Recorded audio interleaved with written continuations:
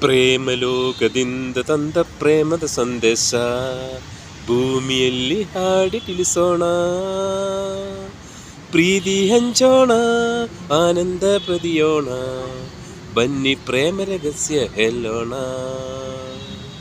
ಜೀವನವೆಂದರೆ ಪ್ರೀತಿ ಎನ್ನೋಣ, ಲೋಕದ ಸೃಷ್ಟಿಗೆ ಪ್ರೀತಿ ಕಾರಣ.